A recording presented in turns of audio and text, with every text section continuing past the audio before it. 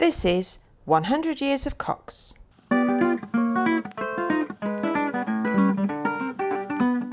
You are listening to a podcast by Francis Thompson.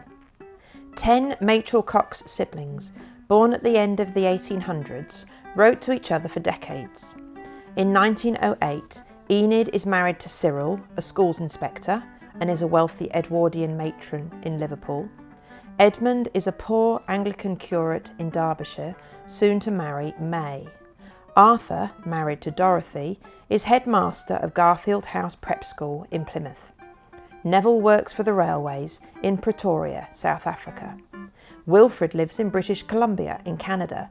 He has been a schoolmaster, but is currently building roads and grubbing stumps. Bernard is a London stockbroker, living at home in Sydenham. Aldwyn is an Anglican priest in Nyasaland, now Malawi. Cuthbert is a schoolmaster at Berkhamsted School. Avice is housekeeper at Arthur's School in Plymouth. And Vera, when not playing hockey, assists her father in writing and editing his books and looks after their ageing parents at home in Sydenham, South London.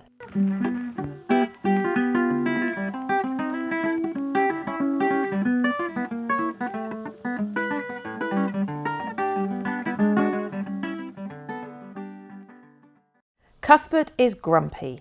The flu epidemic was affecting Berkhamsted School. Everyone was ill. A school's inspection is underway and he is annoyed at Enid criticising his spelling. Arthur describes the search for new servants at Garfield House, as well as expressing his dismay that his favourite newspaper, the Tribune, has closed. Vera explains how wearing long skirts prevents good stick work in ladies' hockey, and Vera and Bernard go to watch the Oxford and Cambridge boat race. Enid has been to Aintree to watch the Grand National, and they sat in a stand of seats on a barge on the canal. Sitting in a boat on a canal to watch a horse race, very strange. And Avice, Bernard and Cuthbert went to Branscombe in Devon for a few days to check out a boarding house and the landlady, to see if it would do for the whole family for their upcoming August summer holidays.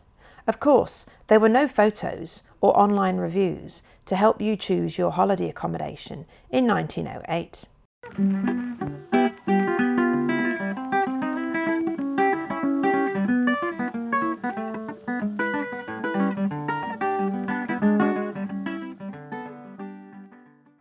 Cuthbert's letter. Berkhamsted, March 30th, 1908. Dear family, at this time of term, a master's lot is not a happy one, especially if in addition to school worries, he happens to be an honest secretary trying to revive a moribund choral society in a town where he knows not, nor wishes to know societies, especially too if in further addition he, as treasurer of a tennis club, is engaged in a tiresome controversy with the secretary of the club who employs American election methods to gain his ends, especially too if in the middle of all this he is bothered by a saturnine and ill-mannered HMI who has never done the sort of work he is presuming to criticise and inspect, and who insists that the aforesaid harassed master should give, for his delectation, a history lesson to a stupid form which the master was not prepared to give.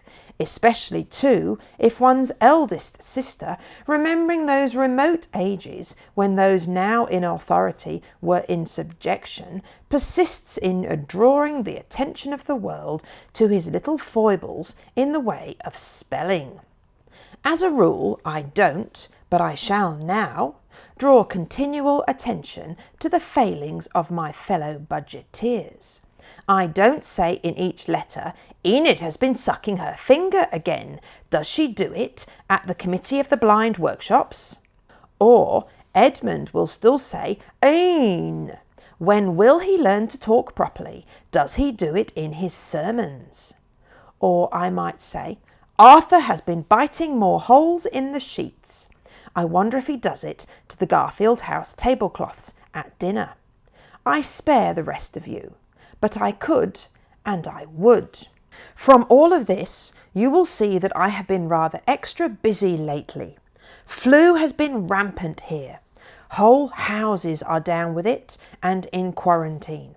I escaped, but it meant taking a good deal of extra work for those masters who did not escape. Arthur, my reputation as a raconteur at school depends entirely on the budget and the relatable stories that are enclosed therein, so I have to thank you for sharing such a gem this time. The master's common room was suitably entertained. Your story of mismatched boots is delightful and has caused much hilarity here. As to the religion of our Spaniard, there is a small Roman Catholic chapel in the town, which he, in common with a French boy at one of the other houses, and 2 day boys also attend. I have been, like you, inconsolable since the Tribune's decease. It was such an excellent newspaper, and I have been reduced to the Morning Post. But I don't like it, and the effect is to make me more certain of my liberalism. Vera, naughty! Here is the place, I think, to give my impressions of the great hockey match. I managed to obtain time off from school, and was very glad to be able to attend in person. The 2 things that impressed me most were the speed of Vera and 2 others, and the combination of the right wing. Vera was undoubtedly the best on the field at taking and giving passes while going at full speed, but none of them handle their sticks with the cleverness of quite an average man. I suppose really it is impossible they should, as all the cleverest work is done right at the feet, and ladies' skirts naturally interfere with that.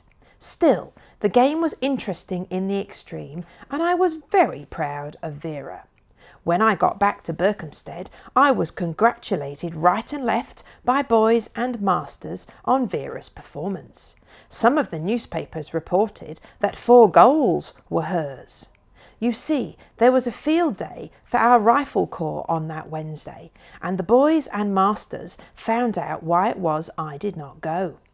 My famous sister enhances my Berkhamsted reputation. Avice, in the summer I want to see you imitating a raven at Branscombe. It must be a very pretty sight, and I look forward to such an occasion. The other day I went up to town to a great dinner at Holborn. There were 450 men present at the Amateur Football Association dinner, which, as you know, has split from the Football Association, and to which the Corinthians, Casuals, Varsities and all old boys' clubs belong, as well as many others. It was a most successful meeting, and a splendid speech was made by an enthusiastic French sportsman who, in his excitement, kept relapsing into French. Ever yours entirely, Cuthbert. Notes on Cuthbert's letter. He only managed to write 10 book reviews in this letter. I say this with some irony. How did Cuthbert find time to read all those books and write book reviews for his siblings? Berkhamsted School was in the midst of an influenza epidemic.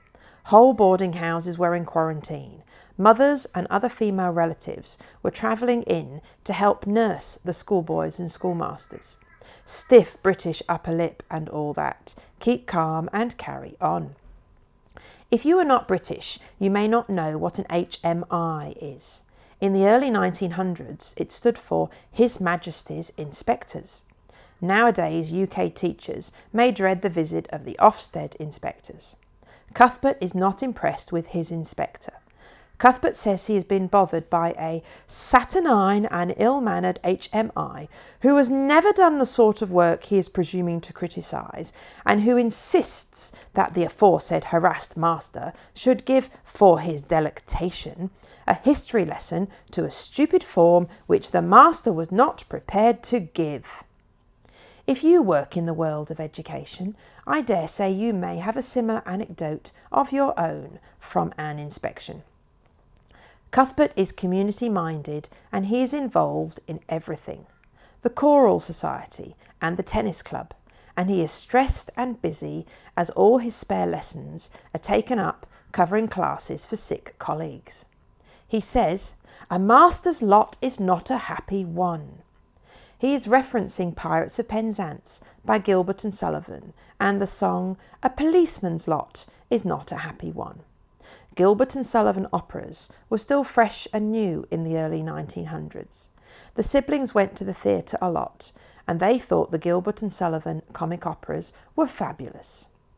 But Cuthbert is most annoyed at his eldest sister Enid, who criticised him for spelling a word H-E-A-R instead of H-E-R-E. Enid was intelligent and well educated for a woman of that time, and as a teenager she taught some of her younger brothers for years, preparing them for their public school entrance exams. As a small child, Cuthbert once hid behind the drawing room curtains in the rectory, listening to grown-up conversations, and once he burst out, announcing to an important visitor that Enid had taught him everything he knew. Cuthbert is acknowledging that Enid used to be his teacher, but he's now grown up and a teacher himself, and it's about time that Enid stopped.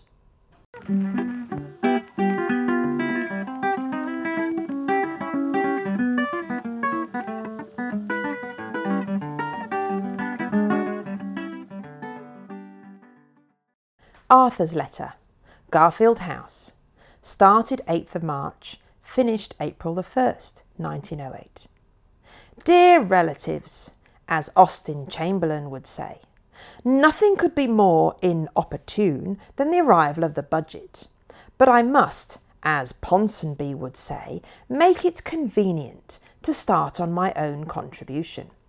As a matter of fact, the budget has not arrived, and at its present rate will not reach me till the end of term, so I am beginning betimes to have a little in hand. If my example was more generally followed, there will be less talk of sixpenny fines and old age pensions. While I think of it, I beg to move the adjournment of the House to consider a matter of urgent importance. I want to ask whether it is generally considered expedient that the budget should pursue Edmund on his honeymoon. I have as yet heard nothing at all about the proposed honeymoon, but it may be taken for granted that the misguided budget in the ordinary rotation of croppers would arrive exactly at that season. So I move that the necessary steps be taken in good time to prevent such a fatality.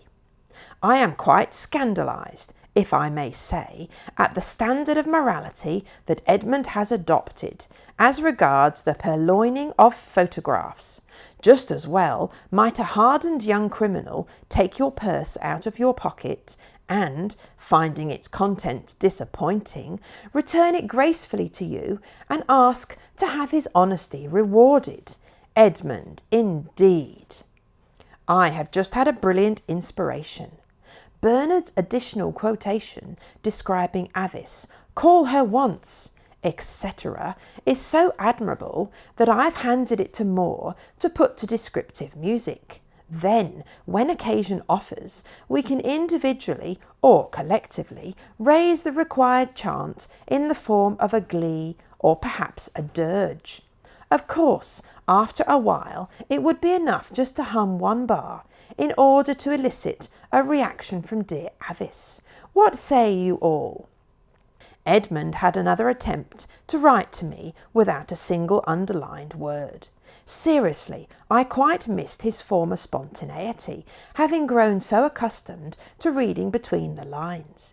He actually revised his letter and elaborately erased a line, but alas, with all his care, a single underlined word still survived.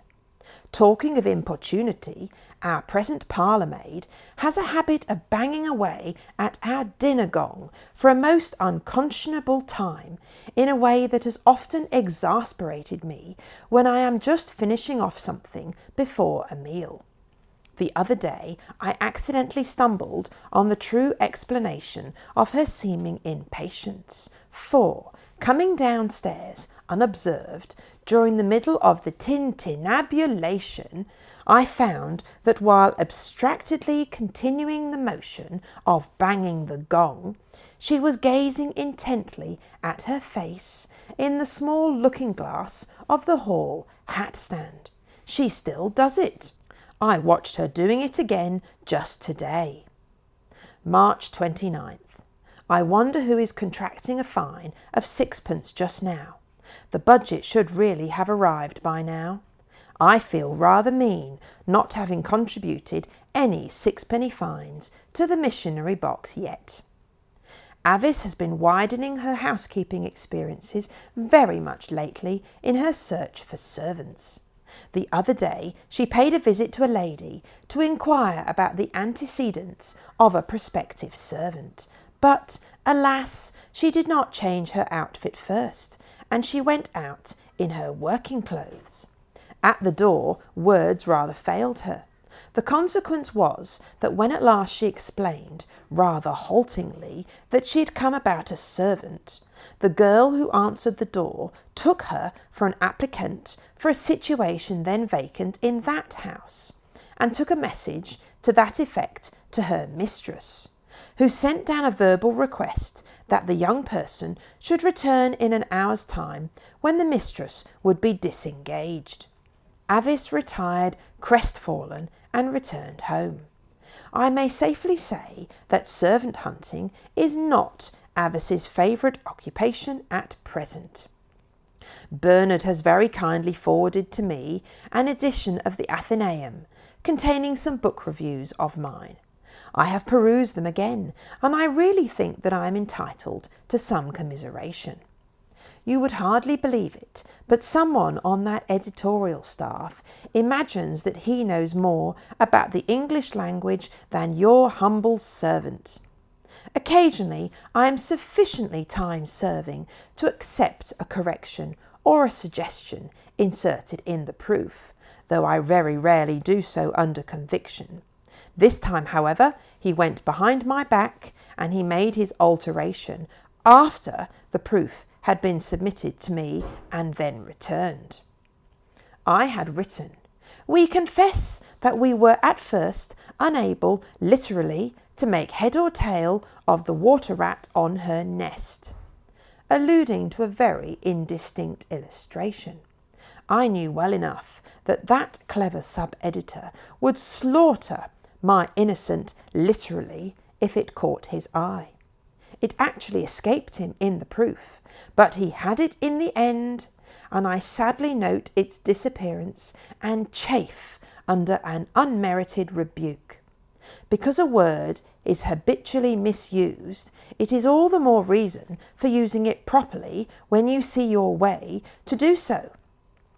I will add that I'm not prepared to take up the cudgel for Baroness Orasi when she writes in her latest book, Bean Brocade, "He was literally hanging on pretty Mistress Betty's lips." I am sure you will all agree that Baroness Orasi clearly does not know how to accurately use the word literally. This morning, Sunday, we took the boys for a change to the dockyard church. But after about 10 minutes, the atmosphere became too much for Applin and he very nearly collapsed. My powers of sympathy being greater than Avice's, without wasting a moment on vain regrets, I took him home. Avice, I believe, felt bad too, but thought it would look foolish if we all retired together. April the 1st.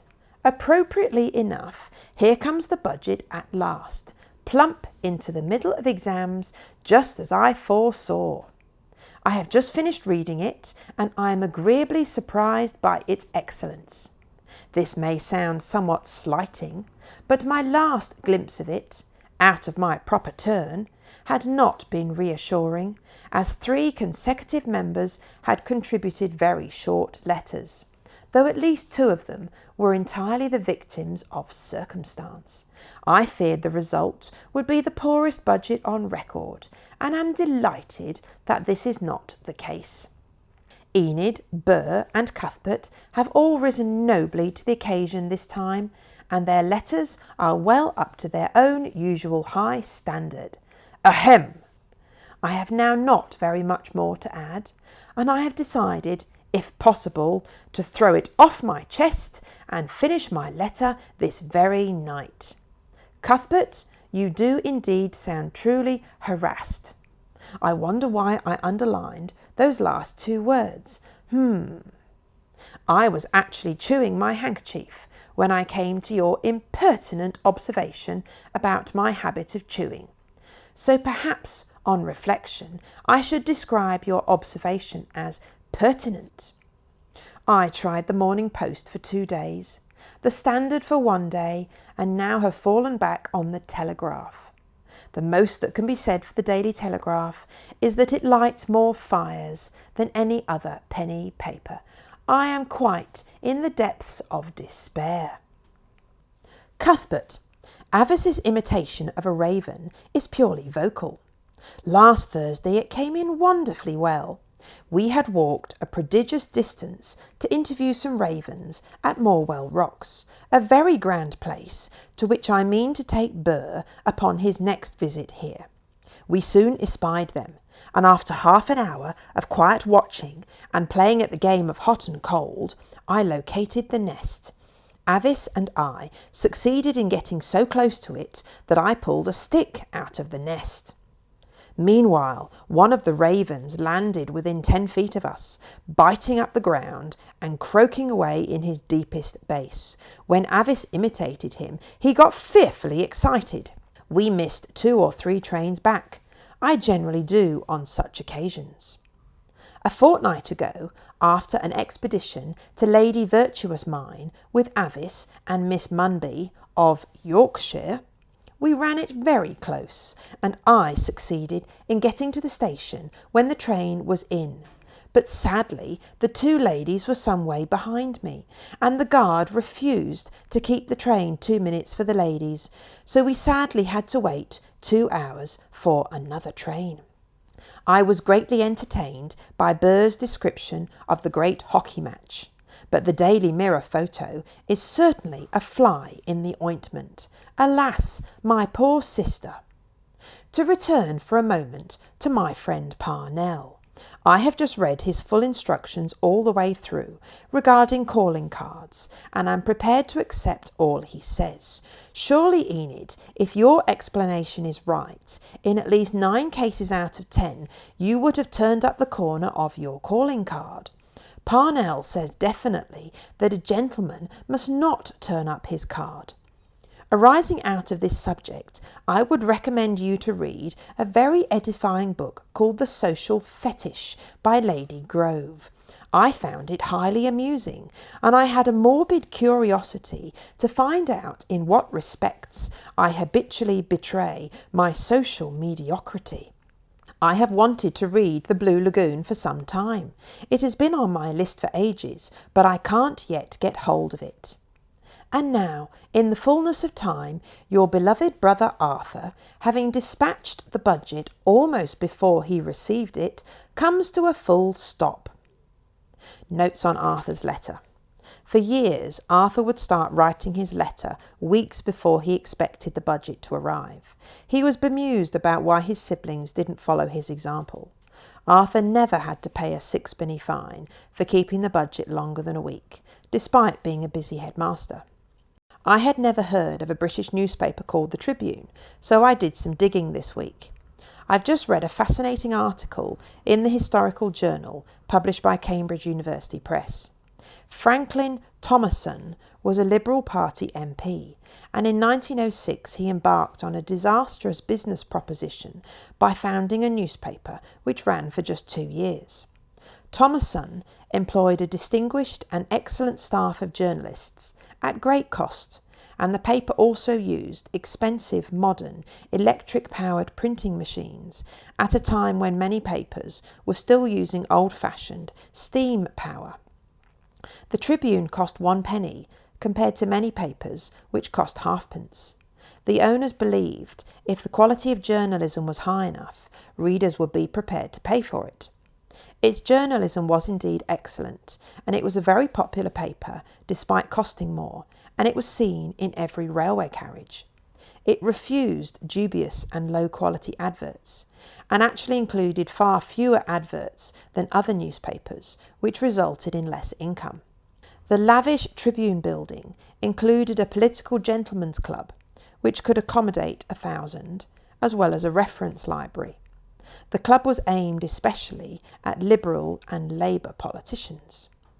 It appears that its business model was flawed, with a failure to balance the 1 penny cost with the high cost of experienced journalists and the small amount of revenue generated from advertising. The Tribune's final issue was on 7th of February 1908, and as a final irony, the Tribune buildings were bought by the Daily Mirror. Arthur and Cuthbert would have been horrified. Arthur wrote in his letter, "I'm in the depths of woe at the unexpected decease of the Tribune. It was a great shock, and now I don't want any paper at all. Halfpenny papers I can't abide. I tried the Morning Post and the Standard, and now have fallen back on the Telegraph. The most that can be said for the Daily Telegraph is that it lights more fires than any other penny paper. I'm in the depths of despair." Avice said, "I want to know what paper you are all reading now. It is simply beastly, the Tribune having ended. It was such a first-rate paper." And Cuthbert wrote, "Like Arthur, I have been inconsolable since the Tribune's decease. I have been reduced to the Morning Post, but I don't like it." Arthur was also an avid ornithologist. He always had a notebook in his pocket, and he kept detailed bird-watching diaries for his whole life. In the early 1900s, the north coast of Cornwall was isolated and sparsely inhabited, and Arthur actually knew the site of every single pair of nesting birds. He and Avice often went bird-watching and would sit quietly for hours, waiting and watching. Lady Virtuous Mine is a great location name. It was a copper mine on Dartmoor, supposedly named after Queen Elizabeth I. There are ruins still visible today, not far from Yelverton, and it's a great place for a walk. One day I'll get there. Morwell Rocks is near the town of Tavistock. It's hard for us to imagine going on a day trip without a car, but that is what they did. There were enough small branch lines to be able to access Dartmoor by train. It's quite easy to picture poor Arthur's frustration. They've been out all day, it's been raining, and Arthur has run for the afternoon train, but Avice and Miss Munby, of Yorkshire, are some way behind him, and the guard says no, the train won't wait for the ladies. No Ubers or taxis then. They had to wait at the station for 2 hours for the next train to get back to Plymouth.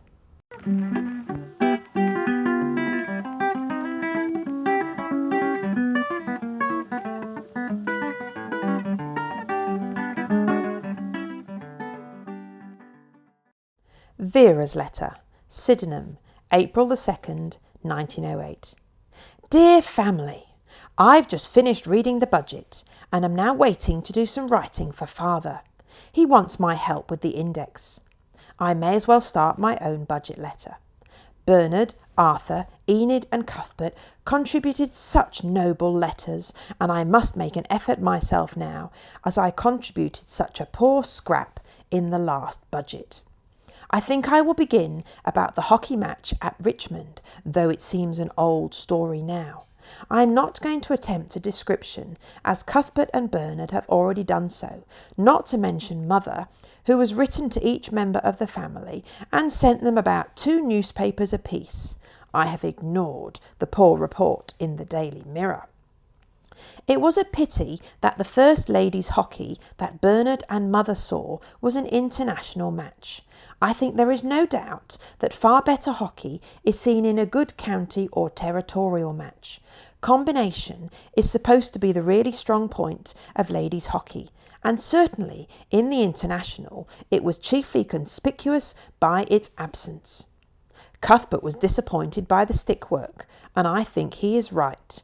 Skirts certainly handicap you, but the majority of lady players don't practice it enough, and certainly ought to be better. I am very poor myself. Cuthbert should have seen Miss Hawtrey. She ought to have been playing, but was not well, and her stick work is as good as any man's. I must quote a little bit that I read in the Hockey Field this week.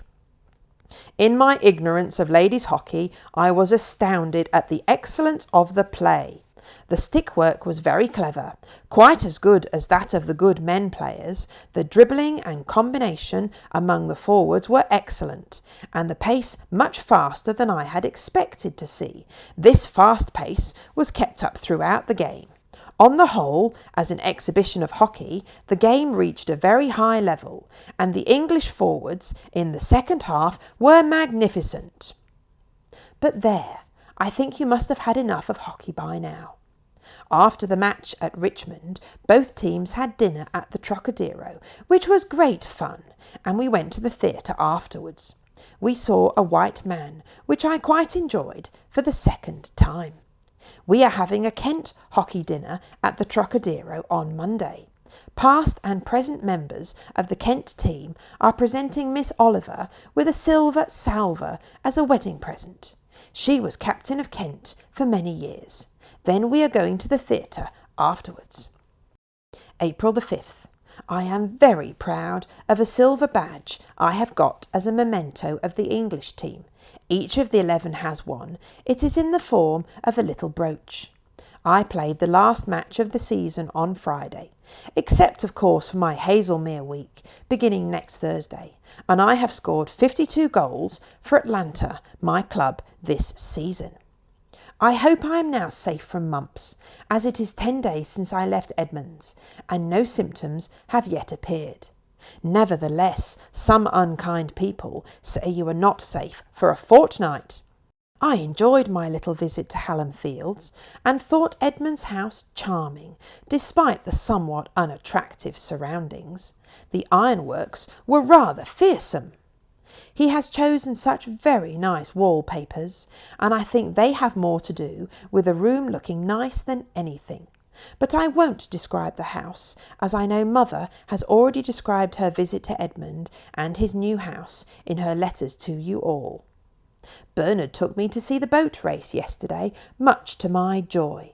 We saw it from the Middlesex side of the river, just a little before Barnes Bridge. Of course, there was not much excitement as to the result.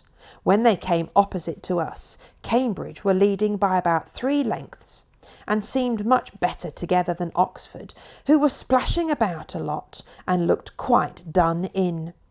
I was quite sorry for them, though of course I wanted Cambridge to win. I have not seen a newspaper since, but we waited for the umpire's boat to return, and their verdict was 4 lengths. Of course, the worst bit of going to see it is that it is over so soon, but I think it is quite worthwhile going, and I enjoyed it very much. I was quite struck with the crowd. It seemed to be made up of every type of man, woman and child, though perhaps the most respectable part predominated. The trains were crowded, of course, but we managed to secure seats both ways and did things very comfortably. Cuthbert, what do you mean by putting Vera naughty in the middle of your letter without any explanation? I thought your friend Mr. Rawes looked very nice. Bernard, I think your expression, bagpiped the teams onto the field, is lovely. That was a very accurate description of the bagpipes which played as the 2 teams walked on. They sounded very grand, and I greatly enjoyed the whole match. I am quite sorry it is the end of the hockey season. I have a question which I would very much like answered.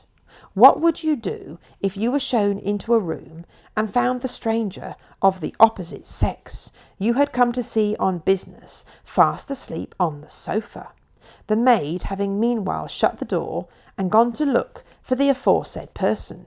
I really want to know. Your affectionate sister, Vera. P.S. I think the thing that has amused me the most in this budget is Cuthbert's personal outbreak. Cuthbert, you do sound most awfully busy, but your letter was most amusing. Arthur, how dare you underline those words after that? Notes on Vera's letter. The descriptions of women's hockey from over 100 years ago are just fascinating. Scarlet skirts, a long-sleeved shirt and a tie. Imagine playing hockey wearing a tie. Vera described them as short hockey skirts. Hilariously to us, a short hockey skirt stopped about 10 centimetres above the ankle. I will put some photos on Twitter.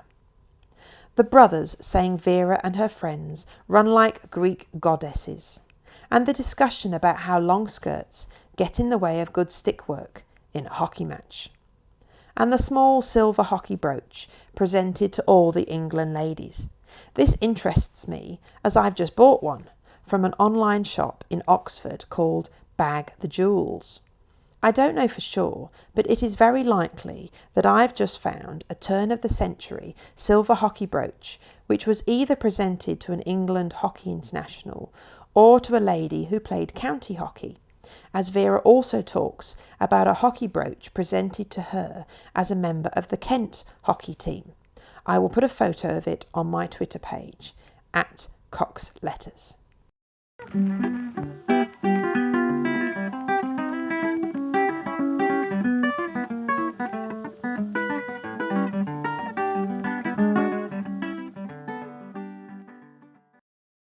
Avice's letter, Sydenham, April 26th, 1908.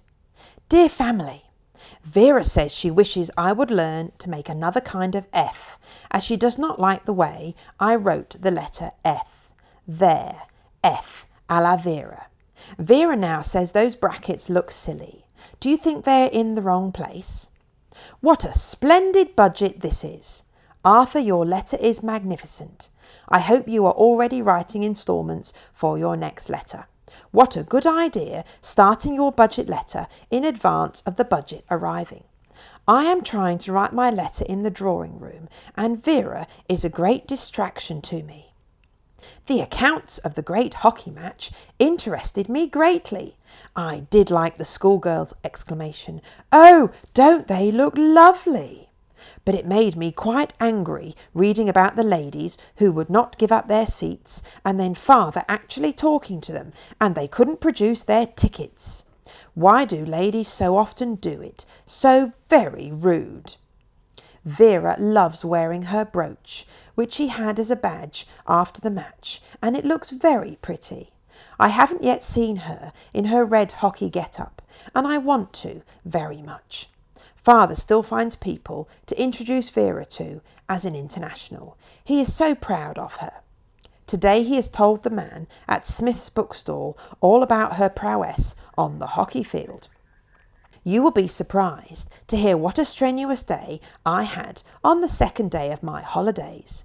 I asked Burr to take me up to the National Gallery. Well, we did that very thoroughly, and then we had tea to strengthen us, and then we proceeded by bus to the Tate Gallery. Then we walked to Victoria, and we visited the Roman Catholic Cathedral.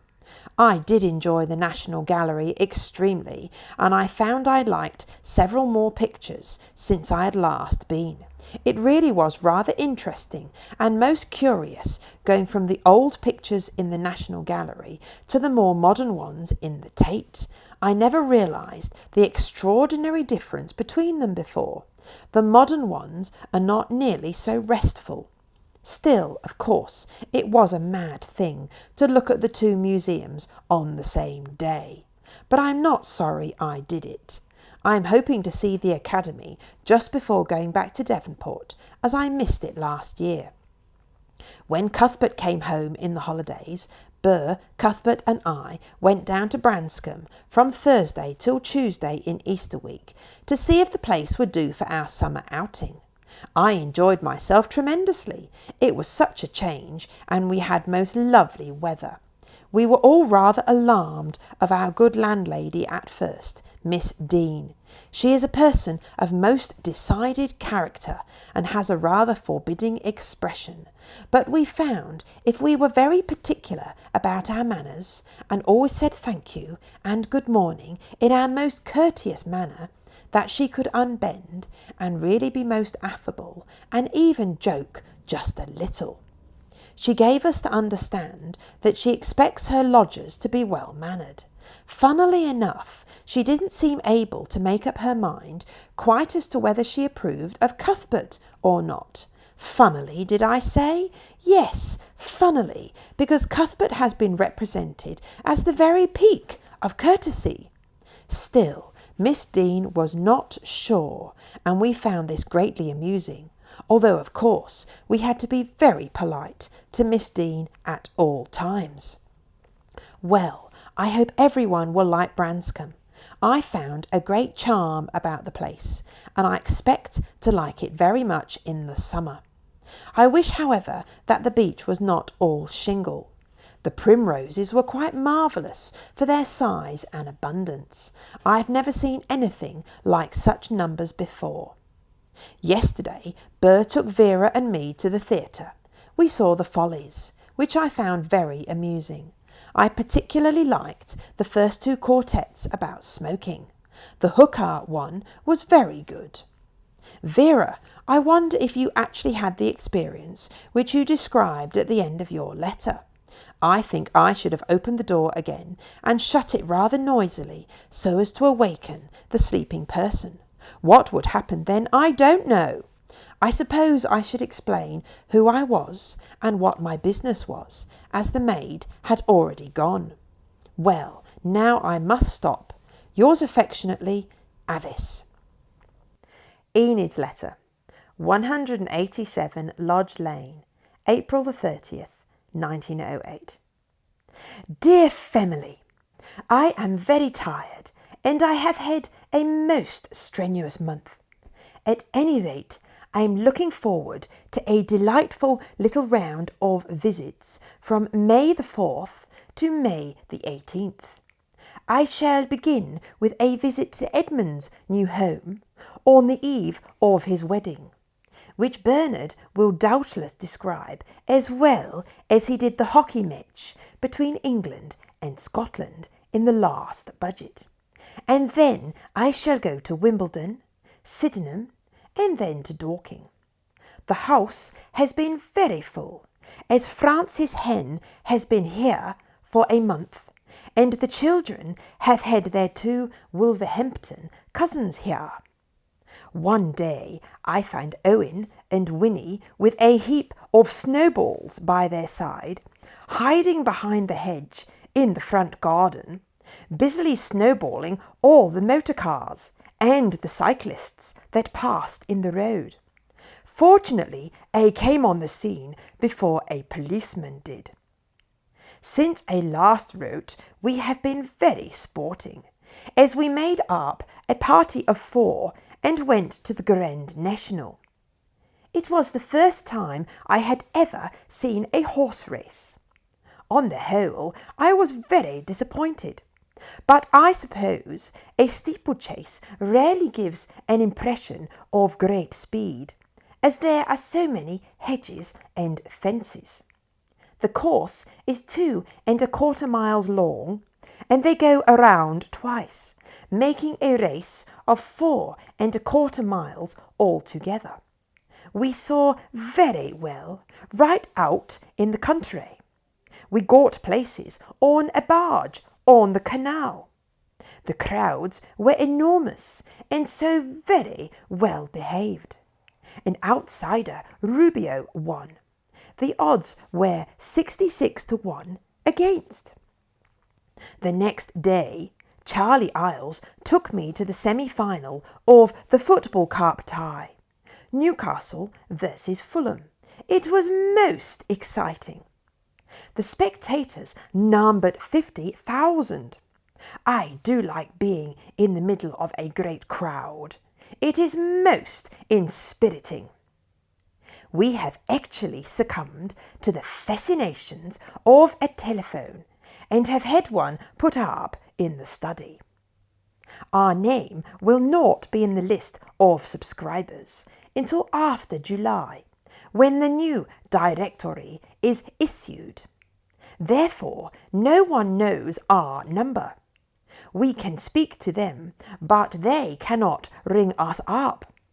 We have at present all the joys and none of the sorrows. I have got another delightful Hazel story for you.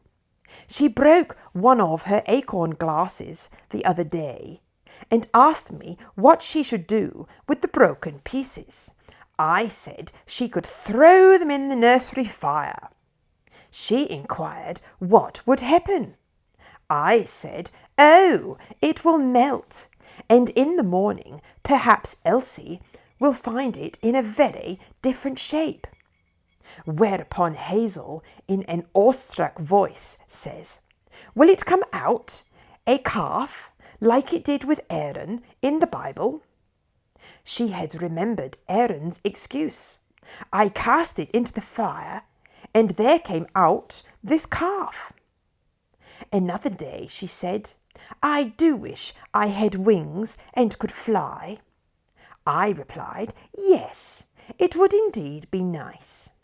Whereupon she remarked, "You would be able to get out of the way of policemen so nicely then, mummy," apparently thinking that was the height of my ambition.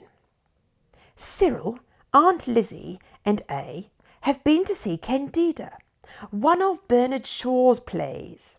I had never seen anything of his on the stage before, though I had read several. I thoroughly enjoyed it. It made one think, and was very clever.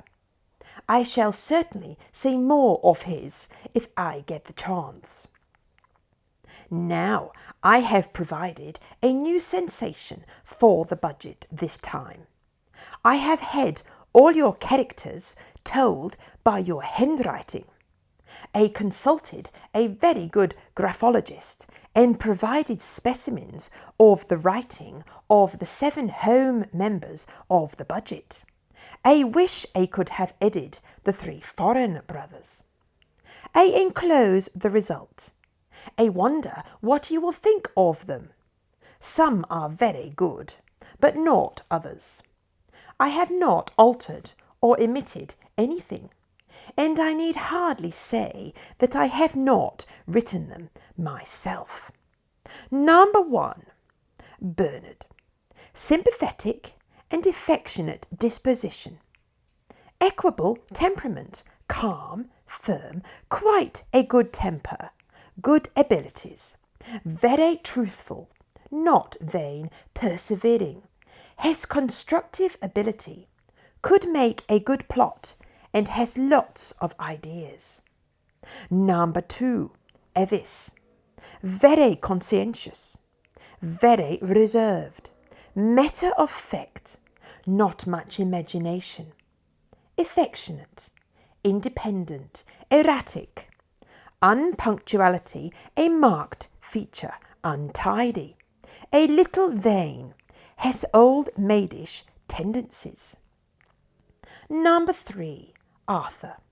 A noble character, high ideals, furious temper, absent-minded, intuitive perception, not naturally economical, but has become so by force of circumstance, throws himself wholly into enterprises that he likes, untidy, a disciplinarian. Number 4, Vera. Artistic tastes, sympathetic temperament, desires to please, good manager, calm, firm, amiable, straightforward and sincere, excels in some outdoor pursuit, but I am not sure which. Number 5, Edmund. Character still unformed, very conscientious, pays great attention to detail, shows signs of becoming economical in time. Number 6, Enid. A very fine character, does too much, tidy, generous, religious, idealizes people. Number 7, Cuthbert. Has much tact and diplomacy, good intuition, versatile and adaptable, has originality and some literary ability, conscientious, sociable, cautious where the opposite sex are concerned. I have not been able at present to get the Blue Lagoon or King Peter, though I want to read them, and I've had them on my list some time. Cuthbert, I was actually sacking my finger when I read your letter.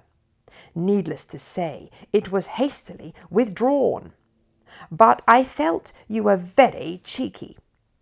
I too want to know where you suddenly put Vera, naughty, in your letter. I will continue to correct your spelling in revenge. You have misspelled truly on the last page of your letter. Arthur, Frances Hen had a very similar experience to Avice when she once went to Brixton to inquire after a small slavey. The master of the house opened the door himself, quite in his shirt sleeves, and, misunderstanding her remark about having come to see after a servant, he banged the door in her face, saying, "You wouldn't do at all for the situation." Your letter was grand, Arthur, and I most enjoyed it. Love to all, your affectionate sister, Enid. Notes on Enid's letter. What a great letter, so much interesting detail. The football semi-final she described as most inspiriting. I'm not sure I use that word nowadays. They watched the Grand National at Aintree, sat on a stand of seats on a barge on the canal. Seats on the canal, what a strange thought. And Enid says, we have actually succumbed to the fascinations of a telephone and have had one put up in the study. They've never had a telephone before and have decided to install one of these newfangled machines in the study on the first floor of their house near Sefton Park in Liverpool. Wow, what a thought. And Enid is dabbling in graphology.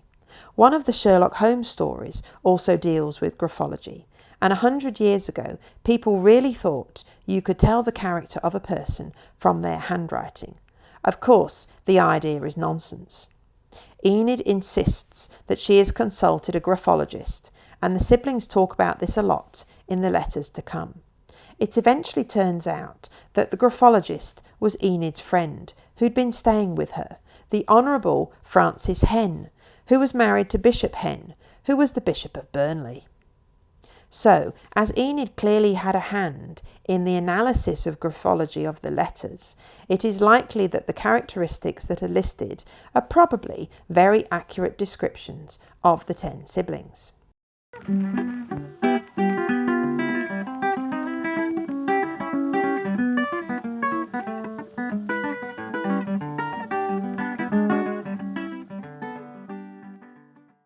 In the next episode of 100 Years of Cox, Bernard, Arthur and Enid go to Hallam Fields in Derbyshire for May and Edmund's wedding celebrations. Illness and booby traps also occur. Cuthbert sets out the route for the school cross-country run using bags of paper. Vera sits in the garden at Sydenham to write her letter as the whole house is being spring cleaned. There is a lot of discussion about characters and graphology. Neville is reprimanded for not having written a budget letter, and Wilfred writes from Okanagan Falls in British Columbia, and Aldwyn writes from Kota Kota in Nyasaland. 100 Years of Cox, the Machell Cox budget letters, and all content is subject to copyright, and belongs to both myself and the Bodleian Library in Oxford. Machell Cox Letters is on Twitter, @CoxLetters, and you can also email me, machellcoxletters@gmail.com. You have been listening to 100 Years of Cox. Thank you for listening.